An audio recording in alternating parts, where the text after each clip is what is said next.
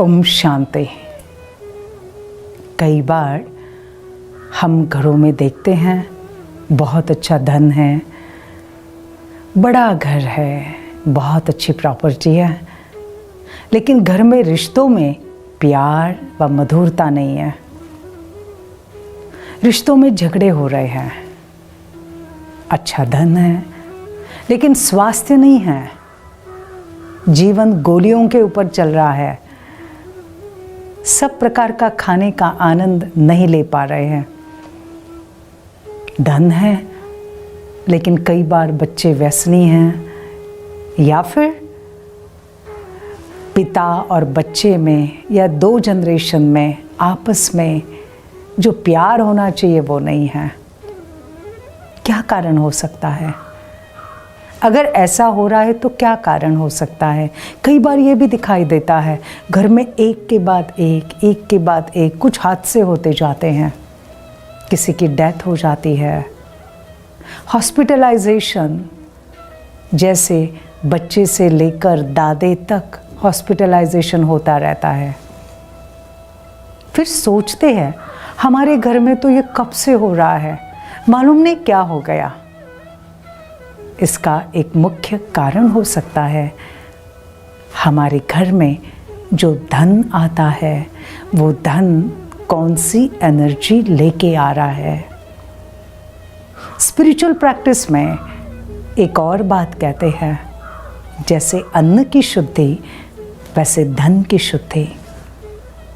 अगर हमारा धन जो घर में आ रहा है, अगर वो अशुद्ध तरीके से कमाया हुआ धन है, तो सिर्फ धन नहीं आ रहा है, उसके साथ अशुद्ध एनर्जी, नेगेटिव एनर्जी हमारे घर में प्रवेश कर रही है।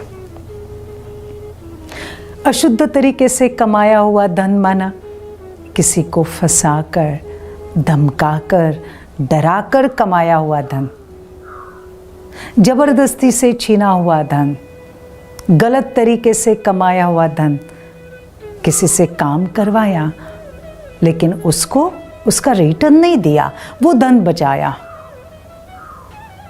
कई जगह पर किसी को कहाँ फंसा दिया। अभी जब ऐसा धन घर में आता है तो वो सिर्फ धन नहीं आता, उसके साथ बैड एनर्जी, बद्दुआएं, नेगेटिव एनर्जी हमारे घर में प्रवेश करती हैं और उस धन से घर वालों की पालना होती है। और फिर इसका रिजल्ट क्या होता है? 1 लाख कमाया इस प्रकार से, तो सिर्फ 1 लाख नहीं कमाया, 1 लाख के साथ साथ मैंने पदम गुणा चिंता घर में लेके आ गए। और ये चिंता करना माना जैसे चिता पर बैठना। हमेशा किसी न किसी बात की चिंता लगी रहेगी, हमेशा। 2 दिन अच्छे जाएंगे तो 4 दिन चिंता वाले जाएंगे, 4 दिन अच्छे जाएंगे तो 15 दिन चिंता वाले जाएंगे। माना उस घर में सुख, शांति, आनंद जैसे उनके लिए स्थान ही नहीं है, वो रुक ही नहीं रहे घर में।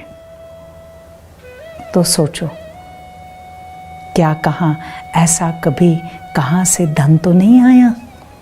ऐसा धन घर में बरकत होने नहीं देता, स्वास्थ्य टिकने नहीं देता है, मन की शांति को भंग करता है, क्योंकि नेगेटिव एनर्जी, बद्दुआ, बैड एनर्जी। इसलिए धन कमाओ, खूब कमाओ, लेकिन उस धन के पीछे किसी की हाय हाय, किसी की बद्दुआ, किसी की चिंता वो कभी ना हो। अपने फायदे के साथ साथ सामने वाले का भी फायदा सोचो, उसका भी भला सोचो। तो जितना हम इस बात का ध्यान देंगे और शुद्ध तरीके से कमाएंगे तो ये शुद्ध धन सिर्फ धन नहीं होगा, इसके साथ साथ घर में सुख आएगा, शांति आएगी, बरकत आएगी। और हाँ, थोड़ा भी धन होगा ना, लेकिन सभी के मन संतुष्ट होंगे, सभी समाधानी होंगे, बीमारियां आपसे दूर हो जाएगी और वो घर सुख शांति का स्थान बन जाएगा। निर्णय आपका है। Happy day.